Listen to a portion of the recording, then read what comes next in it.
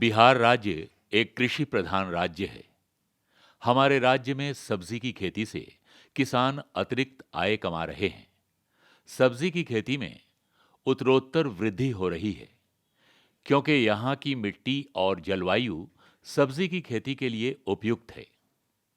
अर्थ एवं सांख्यिकी निदेशालय बिहार राज्य के कृषि सांख्यिकी संबंधी आंकड़ों के लिए भारत सरकार द्वारा सासा यानी स्टेट एग्रीकल्चरल स्टैटिस्टिक्स अथॉरिटी घोषित है। उद्यानित फसलों के अंतर्गत 5 फलों एवं 6 सब्जियों की उपज दर आकलन हेतु वैज्ञानिक विधि द्वारा फसल कटनी प्रयोग का आयोजन किया जाता है। ये आंकड़े भारत सरकार द्वारा उद्यानित फसलों के नीति निर्धारण में उपयोगी होते हैं। बिहार राज्य में उद्यानित फसलों के उत्पादन एवं उपज दर का आकलन 60-70 के दशक से ही वैज्ञानिक पद्धति पर आधारित कटनी प्रयोग द्वारा किया जा रहा है। बिहार में सब्जी के कटनी प्रयोग केवल प्याज, टमाटर, बैगन, आलू, गोभी एवं मिर्चाई का ही फसल कटनी प्रयोग किया जाता है। सब्जी फसल कटनी प्रयोग चयनित गांव में 2 अलग-अलग खेसरे में किया जाता है। गांव का चयन निदेशालय स्तर पर सब्जी फसल के कटनी प्रयोग के संपादन हेतु 3 वर्षों के जिलावार आच्छादन क्षेत्रफल के औसत के आधार पर आयोजन तैयार किया जाता है, जिसे जिला में भेजा जाता है। जिला सांख्यिकी कार्यालय आच्छादन क्षेत्रफल के आधार पर ग्राम चयनित कर प्रयोगकर्ता को उपलब्ध करा देता है।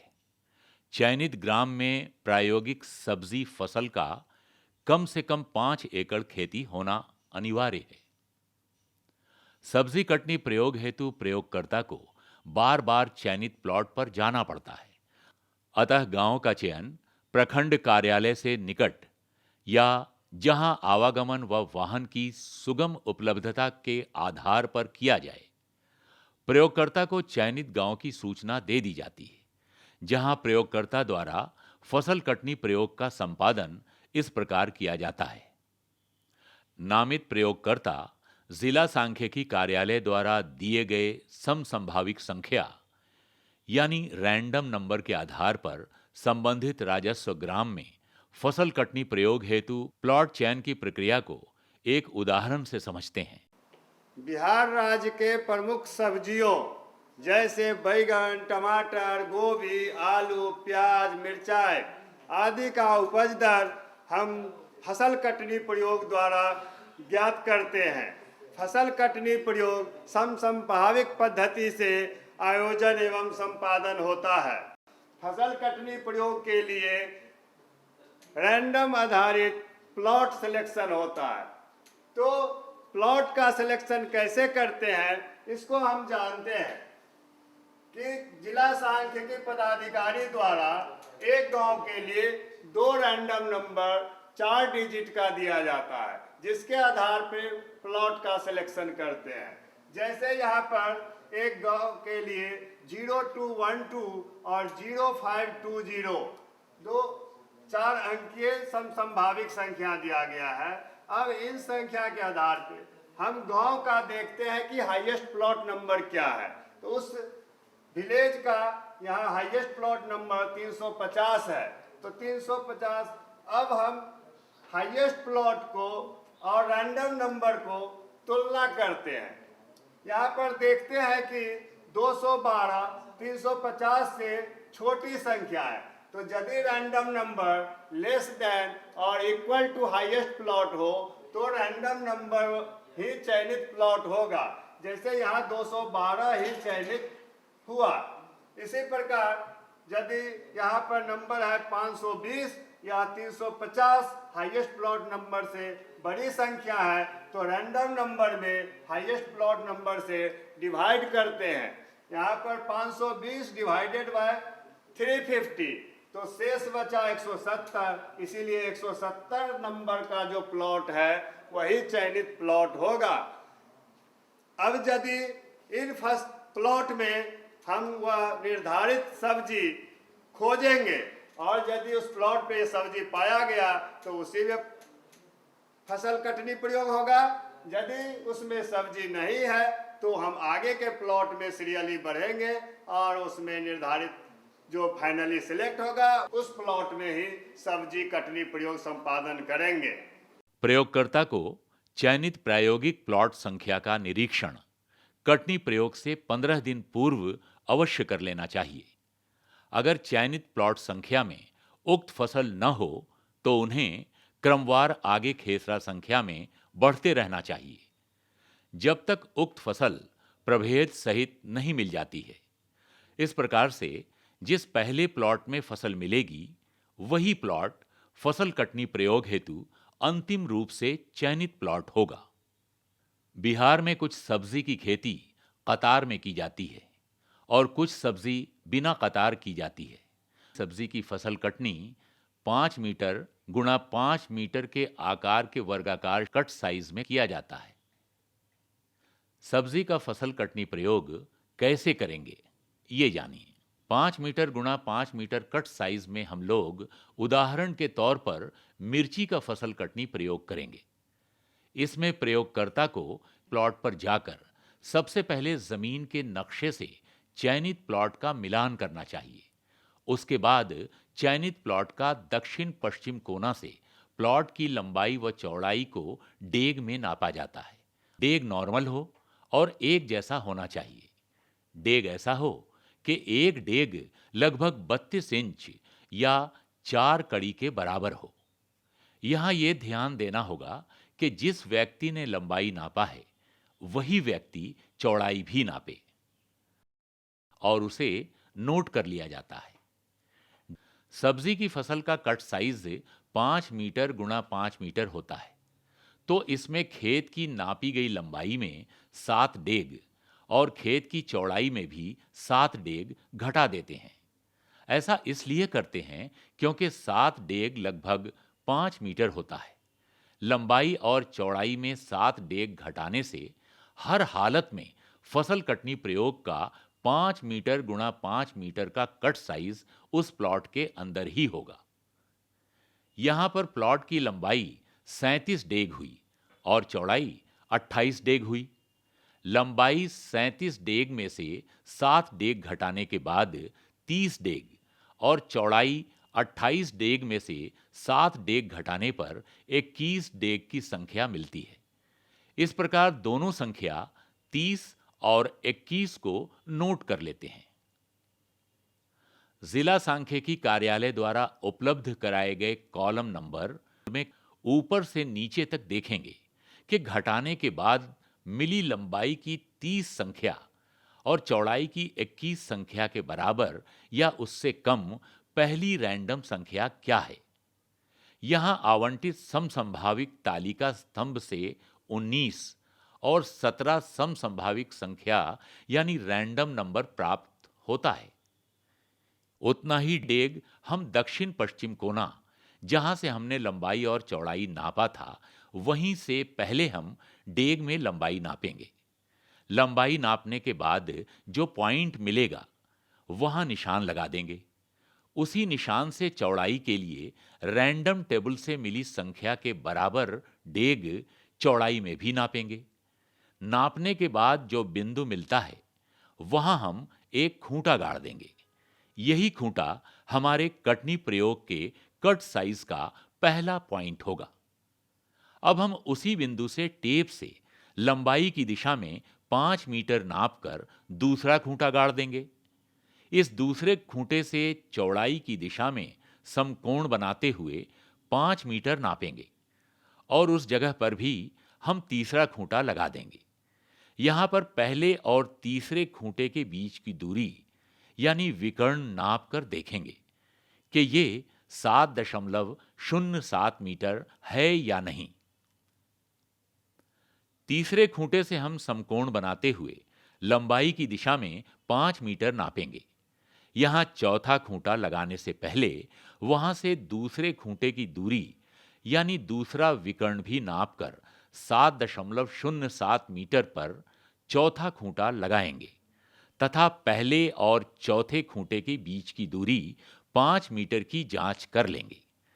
इस तरह हम 5 मीटर गुणा 5 मीटर के वर्गाकार कट साइज का चारों कोनों पर खूंटा लगा देंगे। इसके बाद हम निशान लगाने के लिए रंगीन फीता या रस्सी जो फसल में दूर से दिखे उसे चारों खूंटों में बांधकर प्रयोग हेतु 5 मीटर गुणा 5 मीटर के वर्गाकार क्षेत्र को घेर देंगे। इसे कट साइज मार्किंग कहते हैं। कट साइज की मार्किंग हो जाने के बाद ये ध्यान देना होता है कि जिन पौधे की जड़ मार्किंग पर या मार्किंग के अंदर है तो ऐसे पौधों को मार्किंग के अंदर कर देंगे, और उसी तरह जिन पौधों की जड़ बाहर है वैसे पौधों को मार्किंग के बाहर कर देंगे। इतना करने के बाद मार्क किए गए कट साइज के अंदर की फसल की तोड़ाई की जाती है। तोड़ाई करने के बाद तोड़ाई फसल को बिना नुकसान पहुंचाए उठा लेते हैं। उठाते समय ये ध्यान देना चाहिए कि कट साइज के अंदर कुछ भी नहीं छूटे। यहां ध्यान रखना है कि तोड़ाई के बाद तोड़ाई हेतु खूंटा एवं निशान लगाने के लिए प्रयोग किया गया रंगीन फीता या रस्सी को नहीं हटाएं, ताकि अगली तोड़ाई में पुनः खूंटा एवं निशान लगाने की कार्रवाई न करनी पड़े। ऐसा इसलिए किया जाता है क्योंकि कुछ सब्जियों में तोड़ाई कटाई 4-5 बार करना होता है। जैसे सब्जीवार तोड़ाई कटाई की संख्या: प्याज गोभी 1 कटाई, टमाटर बैगन 5-5 तोड़ाई, मिर्चाई 4-5 तोड़ाई। तोड़ाई या कटाई के बाद सब्जी को पहले से वजन किए गए एक बोरे में उठाकर मानक तराजू बटखरा या इलेक्ट्रॉनिक तराजू से 10 ग्राम तक शुद्ध वजन लेना चाहिए। प्राप्त वजन से बोरे के वजन को घटा देते हैं। अब जो वजन आता है वही सब्जी का उधारा वजन होता है, जिसे विहित प्रपत्र में अंकित कर देना चाहिए। मिर्चाई तोड़ाई के समय हरी रहती है तथा इसमें सुखवन की मात्रा अत्यधिक रहने के कारण सुखवन की ठोस एवं उचित व्यवस्था करना पड़ता है। अगर मौसम अनुकूल है तो 15 दिनों में मिर्चाई का सुखवन कार्य पूर्ण होता है। मौसम प्रतिकूल होने की स्थिति में इसमें और अधिक समय लगता है। मिर्चाई का सुखवन कार्य पूर्ण होने के बाद पहले से वजन किए गए एक बोरे में उठाकर मानक तराजू बटखरा या इलेक्ट्रॉनिक तराजू से 10 ग्राम तक शुद्ध वजन लेना चाहिए। प्राप्त वजन से बोरे के वजन को घटा देते हैं। अब जो वजन आता है वही मिर्चाई का ड्राई वेट या सूखा वजन होता है, जिसे विहित प्रपत्र में अंकित कर देना चाहिए। आलू फसल कटनी प्रयोग संपादन विधि: आलू फसल कटनी प्रयोग भी किसी गांव में 2 खेसरे में किया जाता है। अगर चयनित प्लॉट में आलू के पौधे कतार में नहीं हों तो इसके कटनी प्रयोग का संपादन भी अन्य सब्जी की फसलों की तरह ही की जाएगी। आलू के पौधे अगर कतार में लगाए गए हों तो निम्न प्रकार से कटनी प्रयोग किया जाएगा। सबसे पहले खेत के दक्षिण पश्चिम कोना से प्रारंभ कर संपूर्ण खेत की कतारों की गिनती की जाएगी। यहां कतारों की संख्या 50 है। उसके बाद किसी 2 कतारों के मध्य की दूरी मापी जाएगी, जो यहां 60 सेंटीमीटर है। अब इस दूरी से 5 मीटर में भाग दिया जाएगा। यदि शेष बच जाए तो भागफल में 1 जोड़ा जाएगा, नहीं तो प्राप्त भागफल ही कतारों की संख्या होगी, जिसे संपूर्ण फसल की कतारों की संख्या में से घटाकर शेष प्राप्त किया जाएगा। यहां 20 सेंटीमीटर शेष बचता है, इसलिए भागफल 8 में 1 जोड़ देंगे तो 9 होगा। 50 से 9 घटाने पर शेष 41 अंक प्राप्त होता है। शेष प्राप्त अंक 41 को दिए गए समसंभाविक स्तंभ में प्राप्त शेष अंक के बराबर या कम पहला अंक 32 मिलता है, जो चौड़ाई के लिए समसंभाविक कतार की संख्या होगी, जो कटनी के प्लॉट में सम्मिलित की जाएगी। अब इस समसंभाविक कतार की लंबाई डेग में नापेंगे, जो 25 डेग है, और उसमें से 7 घटाएंगे तो 18 अंक मिलता है, पुनः दिए गए समसंभाविक स्तंभ में प्राप्त शेष अंक 18 के बराबर या कम पहला अंक लेंगे, जो यहां 6 अंक है।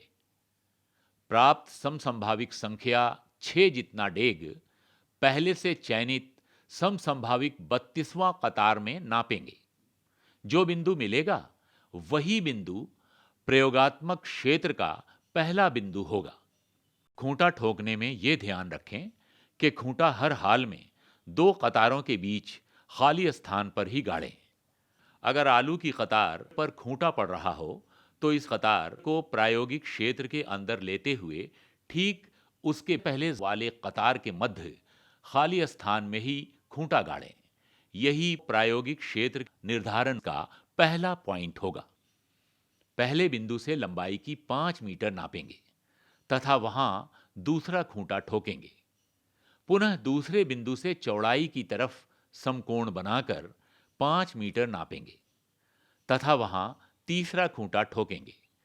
तीसरा खूंटा लगाते समय पहले और तीसरे खूंटे के बीच की दूरी को नापेंगे, यानी विकर्ण जो 7.07 मीटर होना चाहिए।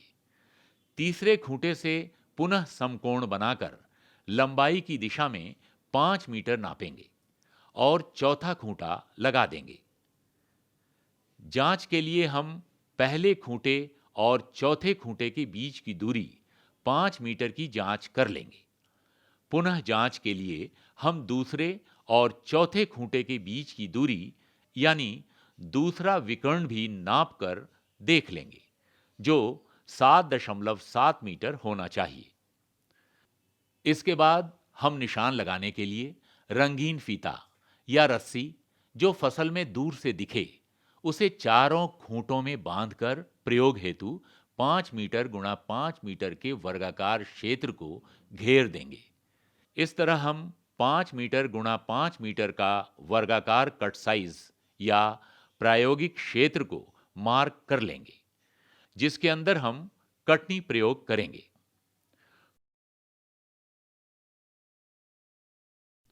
कटनी हेतु निर्धारित प्रायोगिक क्षेत्र से आलू निकालकर उसमें से मिट्टी पत्ता साफ कर उसका वजन निकटतम 10 ग्राम तक लेकर विहित प्रपत्र में अंकित किया जाए।